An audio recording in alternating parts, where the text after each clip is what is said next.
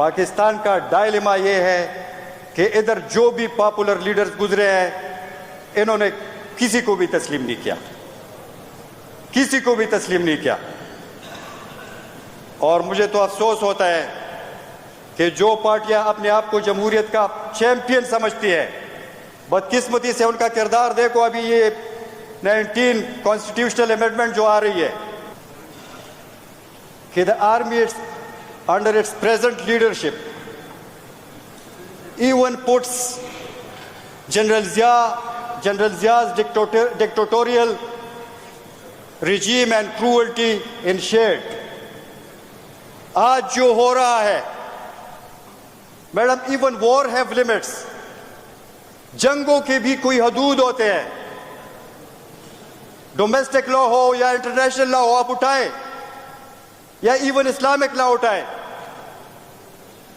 उसमें तो कहते हैं कि आपने औरतों पे हाथ नहीं उठाना, आपने बच्चों पे हाथ नहीं उठाना, आपने बूढ़ों पे हाथ नहीं उठाना। लेकिन इस मुल्क में जो जुल्म का बाजार 9 मई के बाद गर्म है, क्या हम बजा तौर पर अपना तकाबल गजा के मुसलमानों के साथ नहीं कर सकते? The only difference madam is कि वह पढ़ाई कर रहे हैं और इधर हमारे अपने साथ यही कर रहे हैं। मैडम स्पीकर, पाकिस्तान तहरीक इंसाफ क्या चाहती है? पाकिस्तान तहरीक इंसाफ, हकीकी मानों में पाकिस्तान तहरीक इंसाफ में वो लोग शामिल है जो हकीकत में इस मुल्क से मोहब्बत करते हैं। हम इमरान खान को एक मसीहा समझते हैं क्योंकि उसने अपने अमल से और अपनी 50 साल पब्लिक लाइफ से यह साबित किया है कि वो वाकई तौर पर इस मुल्क के लिए एक दर्द रखने वाला शख्स है। हम तो पाकिस्तान से एशियन टाइगर बनाना चाहते हैं। हम तो एगलिटेरियन सोसाइटी बनाना चाहते हैं where you uphold the principle of justice for all. ये ना हो कि मरियम बीबी के लिए एक कानून हो और सरदार अली अमीन खान के लिए दूसरा। मैडम आप उठाए, आप चेक करें, आजकल सब कुछ सोशल मीडिया पे मौजूद है। बिस्मिल्लाहिर्रहमानिर्रहीम। शुक्रिया मैडम स्पीकर। मैडम स्पीकर, ये 9 और 10 सितंबर को जो हुआ, अब तक उस पर काफ़ी बात हो चुकी है। मैं कोशिश करूंगा कि बात को मुख्तसर रखूं, लेकिन मैडम स्पीकर 10 सितंबर को जो भी हुआ, यकीनन वो इस मुल्क की तारीख में 10 सितंबर के दिन को एक तारीख दिन के तौर पर याद रखा जाएगा। मैडम स्पीकर, कोई भी मुल्क या इवन कोई भी घर एक कानून और कायदे के बगैर नहीं चल सकता। मुमालिक दस्तूर पे, कॉन्स्टिट्यूशंस पे चलते हैं और कॉन्स्टिट्यूशन में हर इदारे के किरदार का तयन होता है कि इस इदारे ने क्या काम करना है। इसके अलावा शहरियों के जो बुनियादी हकूक होते हैं, मसलन freedom of movement, freedom of expression, right to live, right to vote, ये सब हमारे वो हकूक है जो दस्तूर ने हमें दिए हुए होते हैं। लेकिन घर के बड़े अगर इन बुनियादी हकूक को सेटअप करने पे तुल जाए तो सवाल मैडम ये पैदा होता है कि ये घर कैसे चलेगा। मैडम स्पीकर, इज्तिमाई शऊर, कलेक्टिव विजडम एक चीज होती है। कौम 25 करोड़ की ये कौम अपने कलेक्टिव विजडम के जरिए ये फैसला करती है कि हमने कौन सी पार्टी को इक़्तिदार में लाना है या किस शख्स को वज़ारत उज़्मा की कुर्सी पे बिठाना है। और कौम, ये पार्लियामेंट जो है ये कौम की इज्तिमाई शऊर की अलामत है। लेकिन आप अगर कौम के उस फैसले को रद्दी की टोकरी में डालते हो और चंद ताले आज़मा डफर्स बैठ के FA पास डफर्स पर बैठ के कौम के इज्तिमाई शऊर को रद्द करते हो तो सवाल ये बनता है कि मुल्क कैसे चलेगा। मैडम स्पीकर साहिबा,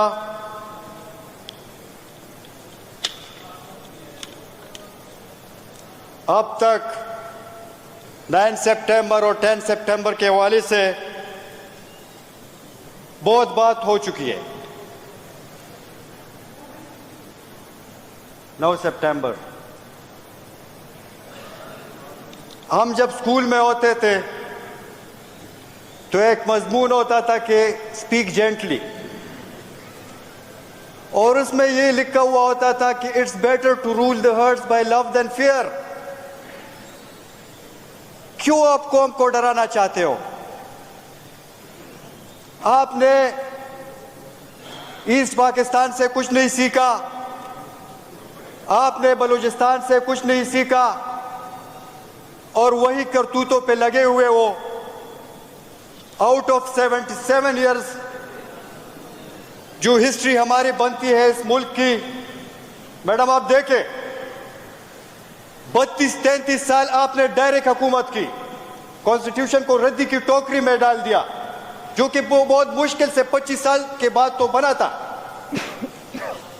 तो डायरेक्ट हुकूमत, पहले मार्शल लॉ के 10 साल, फिर अगले मार्शल लॉ के 4-5 साल, फिर तीसरे मार्शल लॉ के 9-10 साल, और उसके बाद फिर चौथे मार्शल लॉ के 10-12 साल।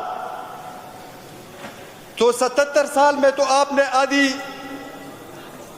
आधा जो टाइम है वो तो डायरेक्ट हुकूमत की, फिर बाकी के 35-40 साल किंग्स पार्टी वाला किरदार, किंग्स मेकर वाला किरदार आपका रहा। और आगे से जो फिर ब्लेम आता है तो वही सियासी लोगों पे। मैडम स्पीकर, बहुत अफसोस के साथ कहना पड़ता है कि the army under its present leadership even puts General Zia's dictatorial regime and cruelty in shade. आज जो हो रहा है madam, even war have limits, जंगों के भी कोई हदूद होते हैं। डोमेस्टिक लॉ हो या इंटरनेशनल लॉ हो, आप उठाए या इवन इस्लामिक लॉ उठाए, उसमें तो कहते हैं कि आपने औरतों पे हाथ नहीं उठाना, आपने बच्चों पे हाथ नहीं उठाना, आपने बूढ़ों पे हाथ नहीं उठाना।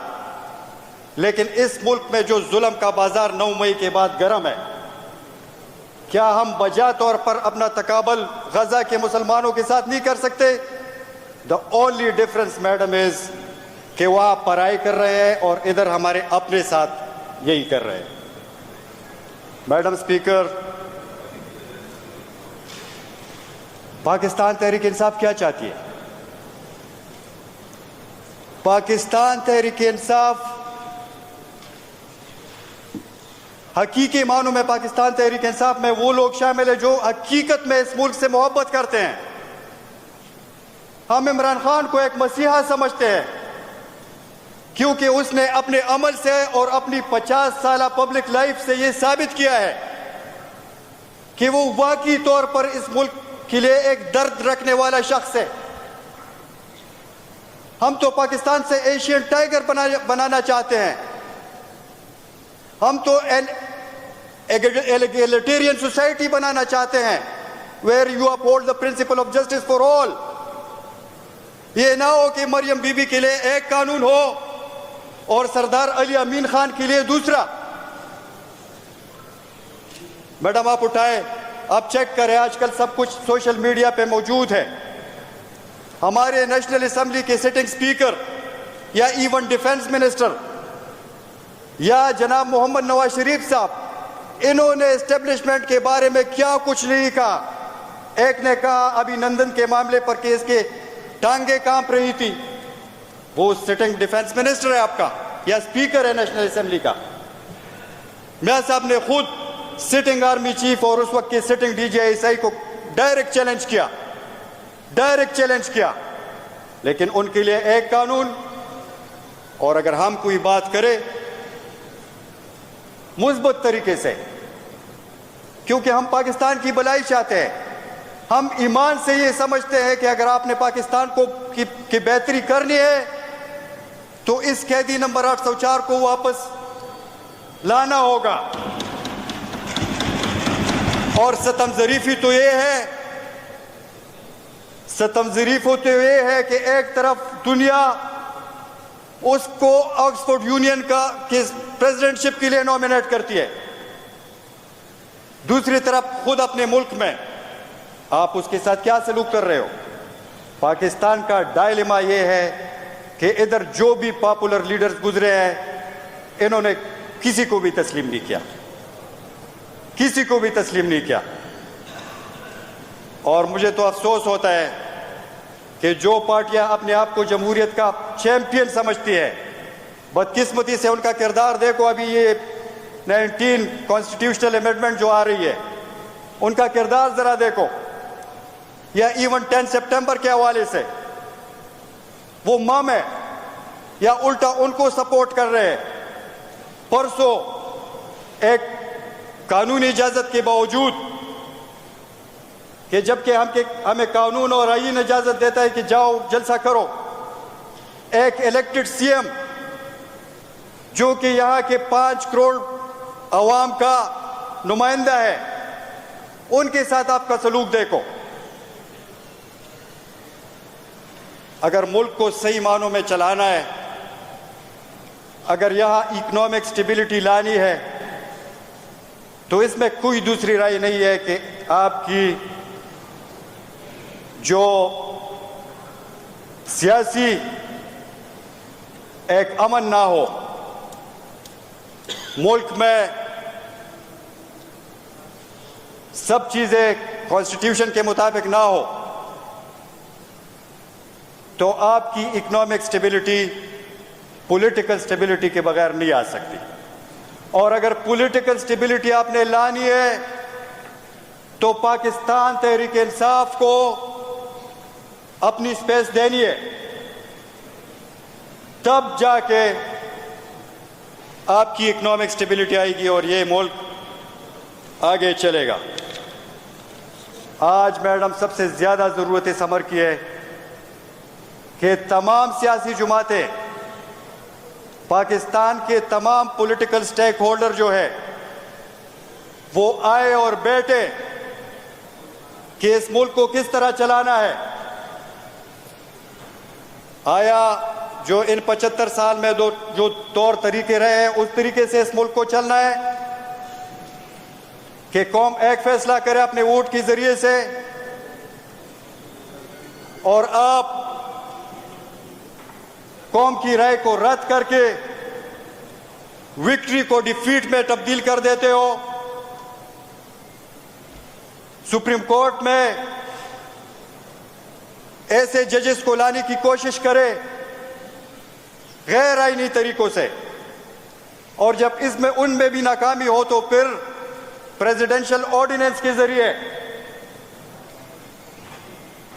कि किरदार क्या होना चाहिए। तो पहले तो ये डिसाइड करना पड़ेगा कि आया इस मुल्क को कॉन्स्टिट्यूशन के जरिए चलाना है या कॉन्स्टिट्यूशन को साइड पे रख के दूसरे तरीकों से चलाना है। और ये हम सब जो पार्लिमानी जमातें हैं, जो सियासी जमातें हैं इस मुल्क की, परसों फाजिल दोस्त ने कहा कि सियासत एक साइंस है। मैं कहता हूं कि politics is the finest art and the most creative profession. लेकिन इस सब के लिए, पार्लियामेंट की बालादस्ती के लिए, रूल ऑफ लॉ के लिए, इसकी सुपरमेसी के लिए, कॉन्स्टिट्यूशन के लिए, हम सबको मिल के बैठना पड़ेगा और ये सोचना पड़ेगा कि हमारी ये छोटी सी जो हिस्ट्री रही है, इससे सीखना, एटलीस्ट सीखना पड़ेगा कि फ्यूचर में हमने अपने नेक्स्ट जनरेशन्स को कैसा मुल्क देना है। जनाब स्पीकर, आखिर में मैं इस मौके से फ़ायदा उठाते हुए बुनेर में परसों अमन पासून के ज़रिए खदुखेल के गयूर अवाम को मुबारकबाद पेश करता हूँ कि अमन की खातिर वो निकले हैं। तमाम सियासी जमातें एक पेज पे हो के अमन के लिए उन्होंने एक रैली निकाली है और एक एहतजाजी प्रोग्राम किया है। तो इस फ्लोर से मैं उनको खदुखेल के तमाम गयूर अवाम को खिराज तहसीन पेश करता हूँ, क्योंकि जब अमन होगा तो सब कुछ होगा। बहुत बहुत शुक्रिया मैडम स्पीकर।